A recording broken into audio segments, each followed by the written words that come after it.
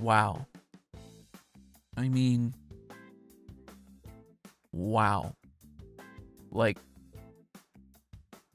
just wow. You know what I'm saying? Wow.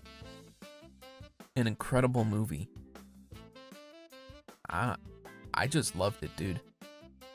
I don't know if I'm gonna be saying funny stuff because I just want to gush about this movie, but I mean, I might cry at some point, but I don't have any like good jokes. This movie is big, bold, chaotic, violent, romantic, and heartbreaking. See, I'm already starting to cry. So it's like one of those anime movies that's a continuation of an existing show. But when I think about it though, I feel like you could actually watch this movie on its own without knowledge of the show. And obviously I'm familiar with the show, and I would highly recommend that one as well. But I'm trying to put my shoes in like the mindset of someone completely new coming into the movie. I think they do a pretty good job establishing the characters in the world in a way that I think people could understand. I mean, you got this guy, right, Denji, who can transform into Chainsaw Man. This is what I'm thinking of, like a new person coming into this movie. They don't know who this Denji guy is. They see him for the first time in the flippin' movie. You know what I'm saying, bro?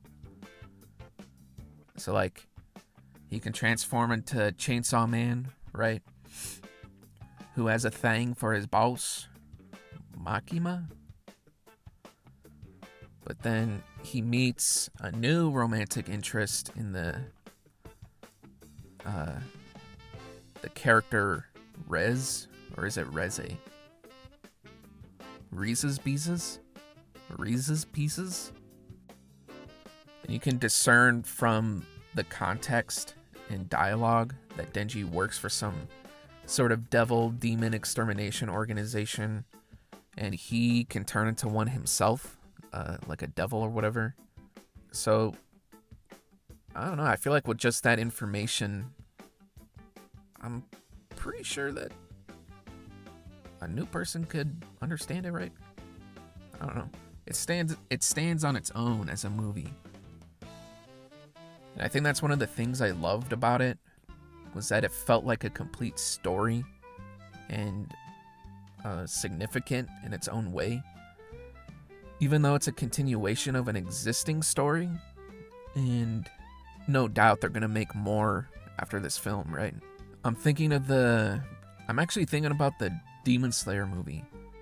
If that was your first time watching any kind of Demon Slayer, you didn't watch the show or you didn't read the mangas, I think you would totally get confused if you weren't following the story up to that point.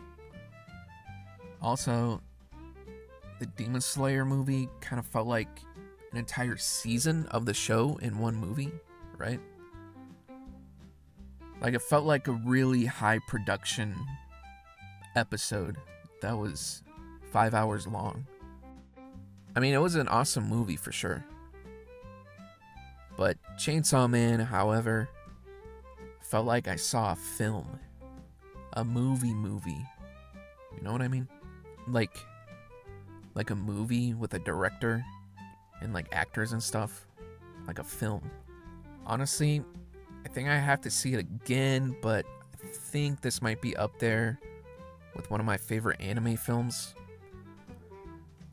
Like, you got, what is it? Vampire Hunter D, Bloodlust, Ghost in the Shell, Akira, Children of the Sea. Yeah, I'm definitely forgetting some other movies on the top of my head. I kind of think of Hayao Miyazaki movies, but I don't really see them as anime for some reason. They're in this different space in my mind. But yeah, I'm noticing I made that distinction between anime films and other films, but I feel like I shouldn't, because anime films are just films, right? But they're just animated by the Japanese.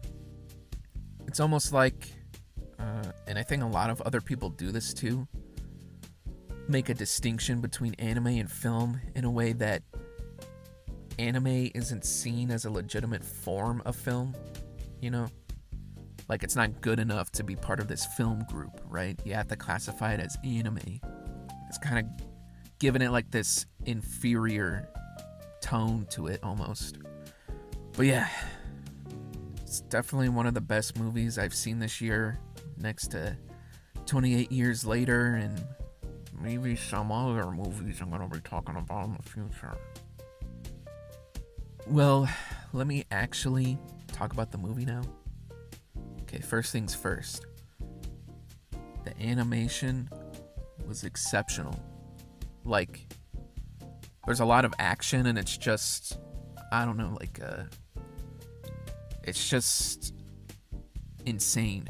A sight to behold. Like, just the different ways they take the human body and animate it. And there's, like, different styles almost going through the movie. And it's just, like, it just keeps it fresh, I would say this movie is a step above some other animation movies because they really focus on the character animation. Like the subtle movements and facial expressions during the calmer moments when the characters are just like interacting with each other. I want to compare it again to the Demon Slayer movie. Yeah, I think it's because I just saw it recently. It's the first thing that pops in my head. Yeah, so Demon Slayer had great animation, particularly in the action scenes. But the moment-to-moment character interactions had like a stiffer feel to them. And I think that's one of the things that made the movie feel more like, a really long episode of the show. Back to Chainsaw Man. The music was also just like a standout. Like, it was just so good, and it had this chaotic feel to it that I think elevated a lot of the scenes. But it was also not afraid to like embrace like this melancholic orchestral sound when it needed to be, because the other side of the music is like this, I don't even know how to describe it, like electronic, like off tempo, I don't even know, kind of music. The other thing that stood out to me was actually the cinematography, or like the composition of the shots. It looked like the filmmakers actually made effort to make the shots look unique or unconventional compared to some other animated films. Like these other animated films or anime, whatever, the animation directors are like so focused on just the animation itself that they forget to make the actual shot of the scene give it like a good composition and making it interesting. And I think they really pulled that off in this movie. Even the way it was edited was unconventional. Like, there's this scene where someone is being chased and it feels like intense. But then it's also cutting between images of half-naked women that Denji is imagining and cutting back to the chase scene. Just not something you would expect, Which I think keeps you engaged in the movie because, it's throwing unexpected edits your way. It's kind of like keeping you on your toes almost. You know what I mean? Specifically your pinky toe. Well, it worked for me anyway. I think unconventional is the word I would use to describe this movie. I mean, it does have the things you would expect, like the big action scenes and, whatever. But I would say it did things I wasn't expecting. Even down to just the execution of certain elements that you would expect to be there, like the action, right? So what I wasn't expecting was the emotional side of the story to be so impactful and genuine. Like, the movie gives a lot of time to explore these characters, especially Denji and Reze's pieces and their crazy relationship with each other. And the fact that Denji is such a different protagonist compared to other films. Like, he's not this righteous superhero who wants to protect the ones he loves or something like that, you know, cliche. Like, Denji's character, he's like this broken kid who doesn't know exactly what he wants in life and is kind of a psycho, like me. Wow. See, I'm psychotic. Yeah, so he's not a typical protagonist. He's just like this growing 16-year-old horny boy who constantly thinks about women and teenager stuff like that. But then there's like this deeper layer beneath the surface of his character, even if it isn't explicitly said. So this movie can also be like super chaotic. I love like dark, psychotic movies like Willy Wonka or Mulan. You know, those psycho crazy movies. But I just love that this movie was so chaotic, especially when Denji turns into Chainsaw Man, because he becomes like this laughing, destructive psychopath. But then there's that emotional side to the story that I think supports and complements all that crazy action. And there's like this melancholy throughout the film that just lies beneath like everything. And it comes to like an ending I genuinely wasn't expecting. So now I'm going to talk about spoilers. I'm going to put a spoiler warning on the screen, and if you don't want to be spoiled, you can like mute the video and unmute it when the text disappears, or skip the section, or I don't know, make a sandwich. I was also not expecting so much time being spent on the characters themselves and like the relationship between them. I'm talking specifically between Denji and Reze's pieces. Denji is into his boss, Makima, who still kind of gives off this vibe of whether she actually likes him or not. Then he meets this girl who really does seem to like him, and he becomes torn between her and Makima. But it seems like Reze seems to be the one who is actively pursuing Denji and clearly likes him. Almost like she gives him a purpose, right? And I got this feeling that he didn't feel lost anymore when that relationship was blossoming. It just caught me off guard. I love that the story even did that. It's not just another anime movie where you go mainly to see the fight scenes. Even though we do get those action scenes, they're more. Like, there's more to those action scenes because of this emphasis on the story and the relationship of the characters. And like, just the amount of time we get with just characterization I just love it. The aimlessness of Denji's life and not having any important goals he's pursuing, right, really just makes him like a standout from most other anime protagonists like I was talking about before.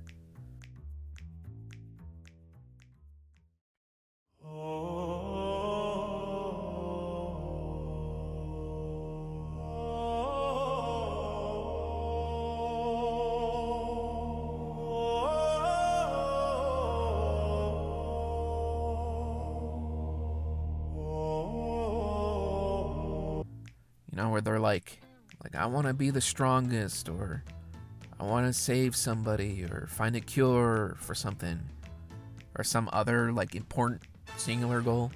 That's one of the big reasons why I love this character. I actually didn't know anything about the story going into this movie, so I didn't know that Reze's pieces was the bomb devil going in. I was thinking during this movie, wait, I think she's the antagonist. But then, you know, as that time was going on with the characters, I was thinking, wait, maybe she's just a regular person? Especially when that serial killer guy was chasing her. Then when they're both standing on the rooftop and Reese's Pieces doesn't look scared anymore, that's when I figured she was definitely the bad guy. But I just love how when she's revealed as the bomb devil, she makes it clear that she was pretending to like Denji and that she was just using him. Then the climax where Denji traps her in his chains and falls into the water. Remember, she like wakes up on the beach and in her human form because what was it? Denji revived her or something because he still likes her and does want to run away with her. Because I think she said that earlier in the movie, to run away with her. Then she calls him like pathetic or something like that and really says and hammers it home that she really doesn't like him, right? Then as she was walking away, Denji says he'll be waiting at that cafe the following day. Then it's like, wait, she really was just using him. Then the story plays with your feelings when you see her at the train station looking at this flower. Then they cut away when it looks like she was about to enter the train. But I knew it. I knew it. I didn't know. I knew it. You know what I'm saying? I knew she was going to stay when she was about to walk onto the train and it cut away to that different shot where the train is taking off. Because I'm like, she's going to be standing there. You can't fool me. Sure enough, she was still standing on the platform. So then I start thinking, wait one gosh darn minute. Then she starts running towards the cafe. And then you're thinking, or I'm thinking, like, dang, she was lying to herself this whole time. And it looks like she actually does love Denji at that point. There was like this interesting feeling I got where I was kind of rooting for them to be together. Even though, she killed so many innocent people. But, come on. How much is too many? Yeah, so, like what I was saying, this movie just plays with your feelings a lot. Then there's that final stretch where she's running down an alley and she can see Denji sitting at the table in the cafe with his back turned. And the way they did this part, it was like making me feel this dread, like something's definitely gonna happen here. My spidey senses were right all along. Makima shows up with that angel dude and kills Reze. That was when it was like heartbreaking to me because, you think about it from Denji's point of view. He didn't see her running towards him or her being killed. So like to him, Reze was telling the truth about not caring about him and did run away. She got this girl who gave him love, which is a feeling he's never experienced before, except with that Poncha devil thingy. But that was more of like a close friendship, right? Kind of love. To him, he's actually never been loved, and with him thinking Reze was telling the truth about using him, he's back to being aimless and unloved. I also did notice that it seems like Makima, the other girl he likes, is doing what Reze claims she herself was doing to Denji. Makima seems like the one to be manipulating him and doesn't actually like him and is just using him. But Reze was the one who actually did love him despite lying to herself. So I thought that was pretty cool. Just heartbreaking, man. That's why I like it, because of the heartbreak. The more sad I get from a movie, the better. I want to be like depressed after a movie, you know what I'm saying? Like Prisoners. Prisoners. Yes. But that's all the spoiler talk I got for you. So it's like, it's a complete ending, but it left that feeling like there's more to come in the future from these characters. Also, make sure you stay after the credits. Just saying. Yeah, so I guess I just wanted to gush about this movie, dude. I didn't even have anything funny to say. Although, the movie was fantastic, but There was this one thing. It was in Japanese or something. I didn't know like what they were saying, and I can't read. So, what the F? Unbelievable. Anyway, go watch the movie. Or don't. I don't give a flippin' flip.